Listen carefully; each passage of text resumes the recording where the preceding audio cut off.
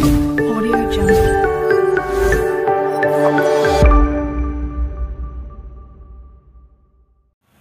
Hi everyone, welcome to my channel. पिछले lecture में हम लोग बात किया था एट्रीब्यूट्स का। ठीक है, ईआर डायग्राम के हमारा जो है लास्ट लेक्चर होगा, जिसमें हम आपको बताऊंगा रिलेशनशिप के बारे में। ठीक है, इससे मैंने पहले जो आपको बता रखा है एंटिटी बताया था, उसके बाद एट्रीब्यूट्स बताया था और ये हमारा रिलेशनशिप है। ठीक है, रिलेशनशिप के बाद हमारा एक और वीडियो होगा जो मतलब एंटिटी पे होगा, strong entity and weak entity पे। वो मैं लास्ट में बताऊँगा क्योंकि उसका कंसेप्ट इसके बाद आपको समझ में आएंगी चीज़ें। ठीक है, तो इस लेक्चर में हम लोग जो बात करेंगे वो हमारा होगा रिलेशनशिप के बारे में। ठीक है, तो मैं आपको जो है पहले ही जो है ईआर मॉडल, ठीक है, ईआर मॉडल का इंट्रोडक्शन और बाकी चीज़ें मैं आपको जो है पहले ही बता चुका हूँ, तो आप इस चीज़ को ध्यान दीजिएगा कि ईआर मॉडल में आपको पहले बता चुका हूँ। ओके, ईआर मॉडल का इंट्रोडक्शन बता चुका हूँ और ईआर मॉडल का 3 हमारे पास क्या होते हैं, कंपोनेंट्स होते हैं।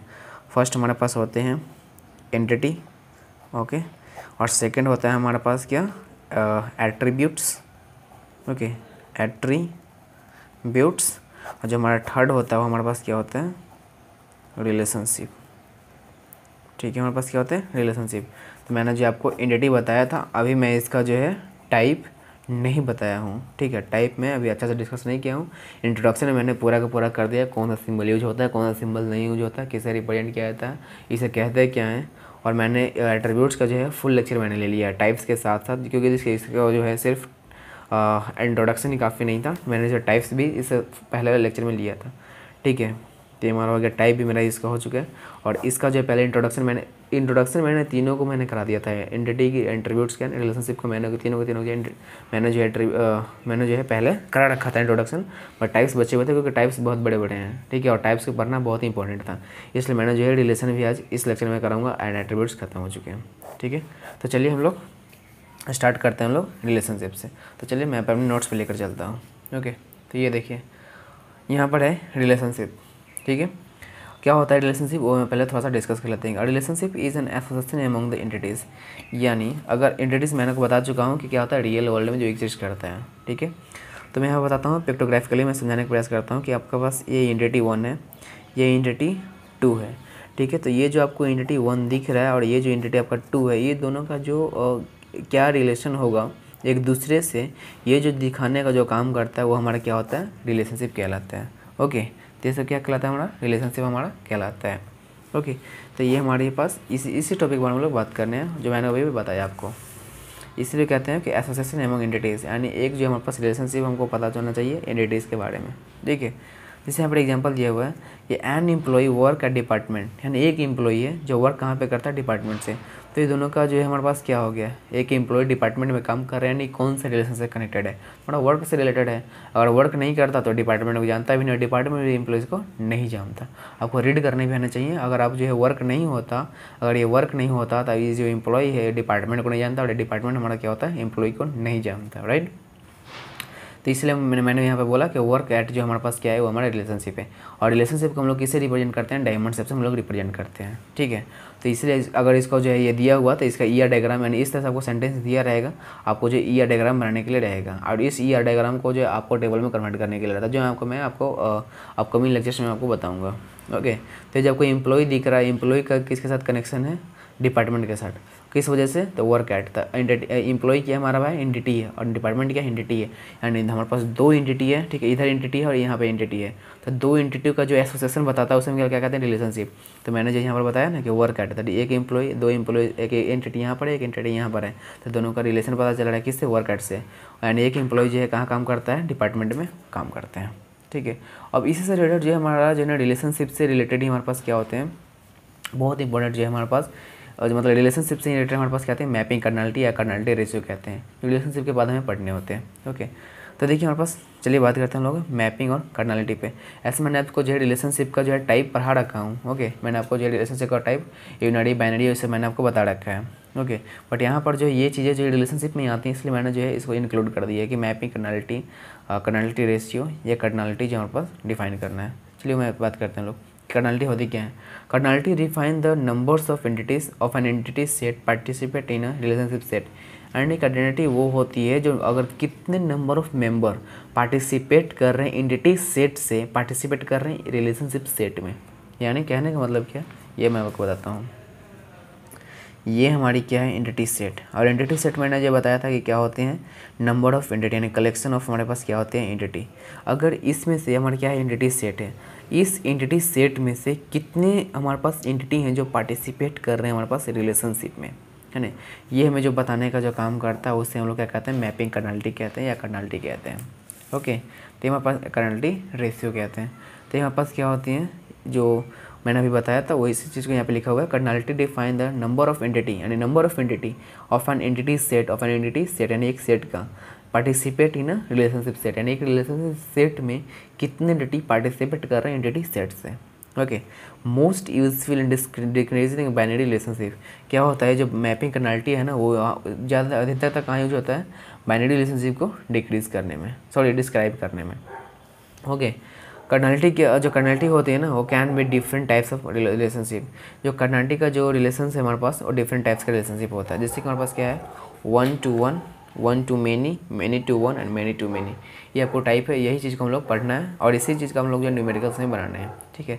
तो आप इस चीज़ को जो ध्यान दीजिएगा, बहुत ही चीज़ें इंपॉर्टेंट है कि mapping can be different types of relationship, यानी मैप जो हमारे पास जो मैपिंग है इसको कर्नलिटी बोलते हैं ना, तो जो मैपिंग मैंने इसलिए बोल दिया, cardinality can be of different types of relationship. Okay, तो चलिए हम बात करते हैं 1 to 1 का, 1 to many का, और many to 1 का, और many to many का। ओके, जो हमारा फर्स्ट है हमारे पास 1 to 1, यानी 1:1 रिलेशनशिप, यानी जो हमारे पास 1:1 का जो हमारे पास रिलेशनशिप है। ओके, तो ये देखिए आपके क्या है, one entity from entity set A can be associated with at most one entity of entity set B, vice versa. कहने का मतलब ये है कि अगर हमारा एक एंटिटी पार्टिसिपेट करे एंटिटी सेट से और जो रिलेशन बना रहा है, ठीक है, किससे, रिलेशनशिप से, तो उसे हम लोग क्या कहते हैं, 1:1 हमारा रिलेशनशिप कहलाता है, ठीक है।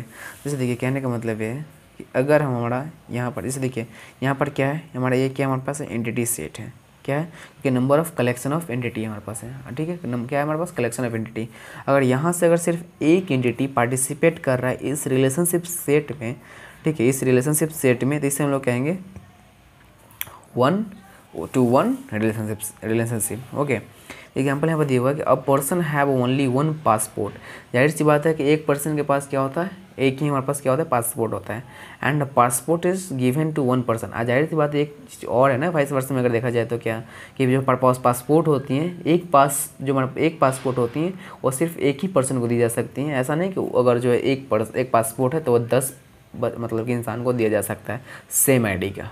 ओके, यहाँ पर दिया हुआ है कि अगर हमारे पास एंटिटी सेट ए है और एंटिटी हमारा बी है, तो यानी एक एंटिटी अगर दूसरी एंटिटी के साथ कैसे जो है रिएक्ट कर रही हैं, यानी मतलब कैसे एसोसिएशन बना रहे हैं, कितने के साथ एसोसिएशन बना रहे हैं। तो ये कि यहाँ पर एंटिटी सेट ये है, एंटिटी सेट ये है, ठीक है।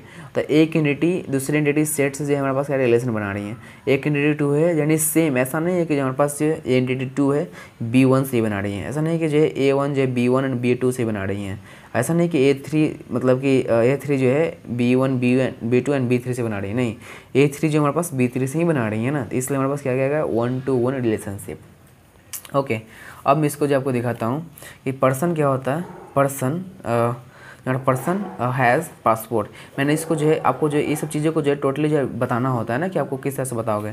तो एक पर्सन हमारे पास क्या है, पर्सन हैज़ पासपोर्ट, यानी एक पर्सन के पास एक ही पासपोर्ट हो सकती हैं और एक पासपोर्ट जो हमारे पास क्या होती हैं वो एक ही पर्सन के दी जाती हैं, इसलिए हमारे पास क्या आ गया 1:1। ओके, क्या होता है 1:1 पासपोर्ट होता है इससे, ठीक है। और यहाँ पास क्या है पर्सन में। ओके, अब मैंने इसको जो है देखिए, अब इसको जो है आप इस तरह से, अगर आप जो है 1 नहीं लिखना चाहते हैं, ठीक है, अब इसको जो है नहीं लिखना चाहते हैं तो आप इस तरह से सिर्फ कर सकते हैं, इस तरह से आप इसको इस तरह से आप कर सकते हैं। ओके, और नहीं तो आप जो सिंपली इस तरह से आपको जो है करना होता है। ओके, अब क्या पास कंट्री, जैसे एक कंट्री के पास एक ही प्रेसिडेंट होती है, यानी एक कंट्री में सिर्फ एक ही प्रेसिडेंट हो सकते हैं और एक जो प्रेसिडेंट है वो सिर्फ एक ही कंट्री की हो सकती है। ऐसा नहीं कि एक प्रेसिडेंट अगर हमारे पास नरेंद्र मोदी हमारे अगर भारत के हैं तो ऐसा नहीं कि जो है वहाँ USA का भी हो सकते हैं, राइट, कनाडा का भी हो सकते हैं, नहीं ऐसा नहीं है। तो एक कंट्री का एक ही प्रेसिडेंट हो सकता है और एक प्रेसिडेंट ही एक ही कंट्री का हो सकता है, तो वाइस वर्सा भी देखना है आपको। ओके, और इसको जो आप इस तरह से रिप्रेजेंट कर सकते हैं, ये बहुत इंपॉर्टेंट आपको सिंबल है। अब इस सिंबल को ध्यान दीजिएगा, आपको जो मैं आपको जब न्यूमेरिकल बताऊंगा तो आपको उसमें जो है आपको समझ में चीज़ें आ जाएंगी, आपको जो यूज करना होगा, हालांकि अगर मैं बताऊँ कि यूज करना होता है, ठीक है। तो इसे मैंने क्या लिखा है कि डिस्ट्रिक्ट हैज़ डीएम, यानी एक डिस्ट्रिक्ट में सिर्फ एक ही डीएम हो सकती हैं, यानी एक डिस्ट्रिक्ट में एक ही डीएम हो सकती हैं और एक डीएम सिर्फ एक ही डिस्ट्रिक्ट का मालिक होता है। ऐसा नहीं कि यहाँ पर एक डीएम जो हमारे पास जो है बहुत सारे डिस्ट्रिक्ट का मालिक हो सकता है, नहीं ऐसा नहीं हो सकता है। और इसको मैंने रिपोर्ट ने इस तरह से किया है। तो ये हमारे पास क्या होता है 1 to 1। अगर एक एंटिटी सेट यानी एक एंटिटी सेट ये है और एंटिटी सेट बी है, तो एंटिटी सेट ये का जो हमारे पास है एक ही जो है एंटिटी सेट बी से भी एक ही एंटिटी से हमारे पास क्या करना चाहिए, मिलाप करना चाहिए। उसे हम लोग क्या कहते हैं 1 to 1 रिलेशनशिप। ओके, जो मैंने आपको तो एग्जाम्पल भी दे दिया। ओके, अब हमारे पास क्या है 1 to many। क्या हमारे पास है 1 to many। तो देखिए 1 to many का मतलब क्या होता है कि one entity from entity set A can be associated with more than one entity of entity set B। मतलब कह रहा है, मैं बताता हूँ यहाँ पे, इसका मतलब ये है कि एक एंटिटी सेट ये है। ओके, ये हमारा क्या हो गया entity set. Okay, entity set ए हो गया हमारे पास।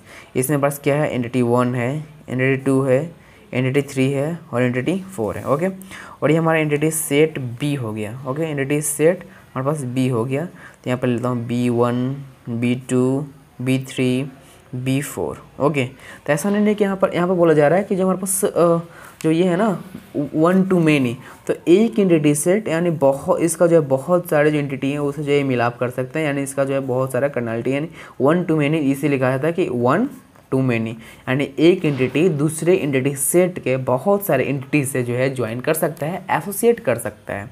क्या कर सकता है, एसोसिएट कर सकता है, यानी एसोसिएशन बना सकता है। अब जो E4 हमारे पास है कि B1 से भी एसोसिएशन बना सकता है, B2 से भी एसोसिएशन बना सकता है, B3 से भी एसोसिएशन बना सकता है और B4 से भी एसोसिएशन बना सकता है। ये जो है आपका 1 to many जो हमारे पास रिलेशनशिप है उससे कहने का मतलब है। ओके, तो यहाँ पर मैं बता रहा था, जैसे कि एग्जांपल में देख लीजिए, a customer can place many order. देखिए, a customer can place many order, यानी एक कस्टमर जो है आपका प्लेस कर सकता है बहुत सारे ऑर्डर को। ठीक है, ओके, तो यहाँ पे लिखा हुआ है कि customer can place many order but order can not be placed by many customer. और ऐसा नहीं कि ऑर्डर जो आपने दिया है तो order can not be placed by many customer. ठीक है, यहाँ पर मैं फिर से पढ़ता हूँ, अ customer can place many orders. हाँ देखिए, अब एक कस्टमर ही तो है ना जो प्लेस कर सकता है बहुत सारे ऑर्डर्स को, ऑर्डर थोड़ी कस्टमर देखता है। और मतलब ये कस्टमर जो हमारे पास क्या होता है वो प्लेस करता है बहुत सारे ऑर्डर्स को। ठीक है, ओके, और उसके बाद क्या होता है, और जो भी ऑर्डर है वो ऑर्डर थोड़ी प्लेस करेगा कस्टमर्स को, नहीं ना। ठीक है, आप उसको जब पढ़ के भी देखिएगा वाइस वर्सा में आपको जो है दोनों मैच करने चाहिए। ठीक है, आपको पढ़ने भी आनी चाहिए चीज़ों को। यहाँ पर है मैंने, इसलिए मैंने यहाँ पे यहाँ सेट ए बनाया, एंटिटी सेट ए बनाया और एंटिटी सेट बी बनाया।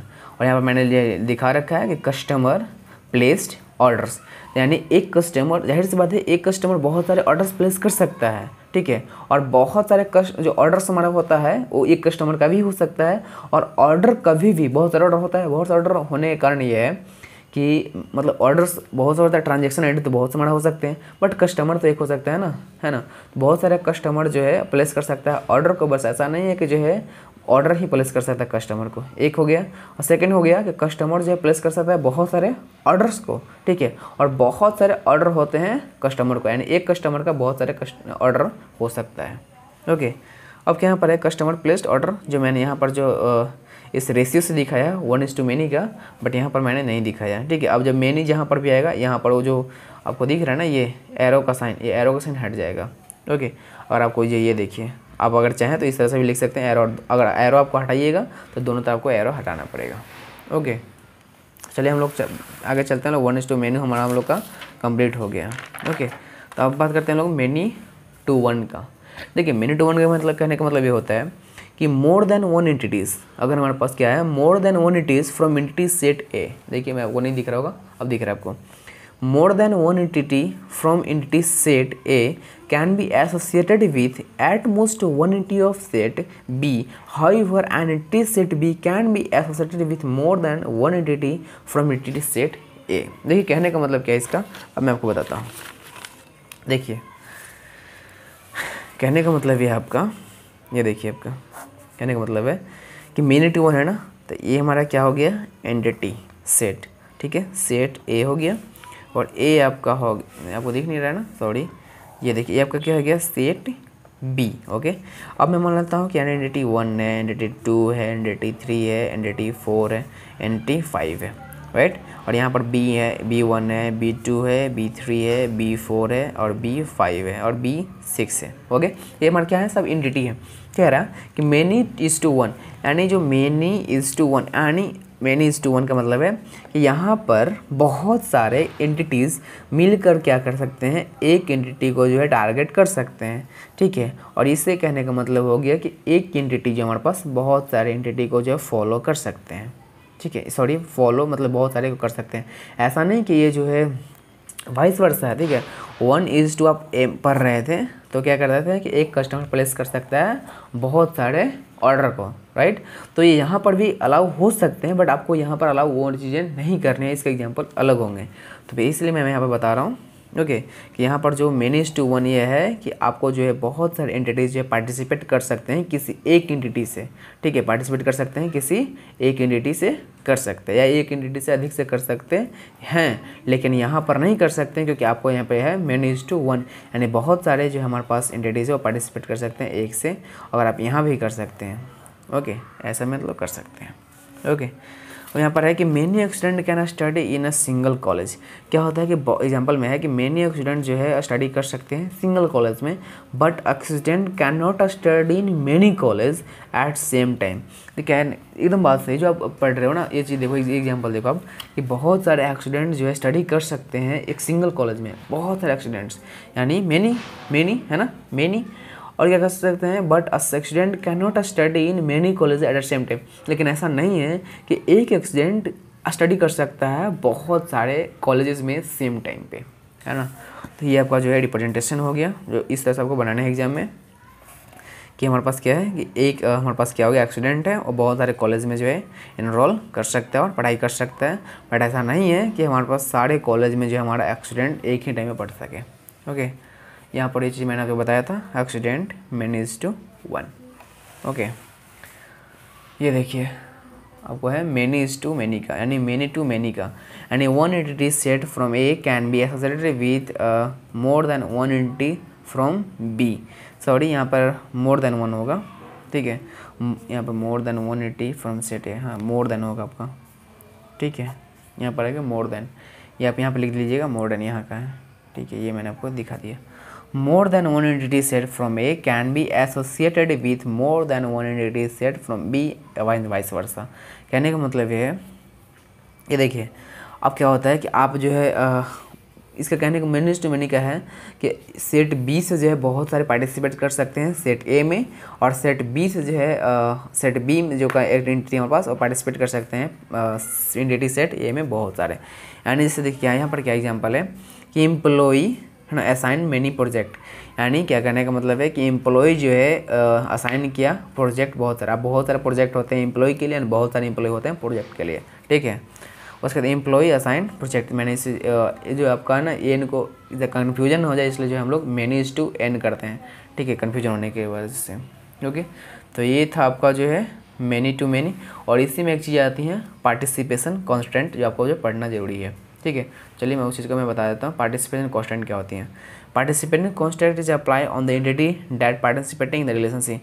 जो पार्टिसिपेशन कॉन्स्टेंट जो कंस्टेंट है ना वो अप्लाई होता है एंटिटी पे जो पार्टिसिपेट करते हैं रिलेशनशिप सेट में, ठीक है। ये चीज़ें मैं आपको आगे बताऊँगा, डिटेल में बताऊँगा, ठीक है। तभी मैं जो है थोड़ा सा शॉर्ट में कवर कर रहा हूँ, तो चीज़ें जो आपको ये सारी के सारी न्यूमेरिकल्स जब आप पढ़ोगे ना तब आपको चीज़ें समझ में आ जाएंगी अच्छी से, ओके। जब न्यूमेरिकल्स हम लोग बनाएंगे ना तो वहाँ पर चीज़ें समझ में आ जाएंगी, ओके।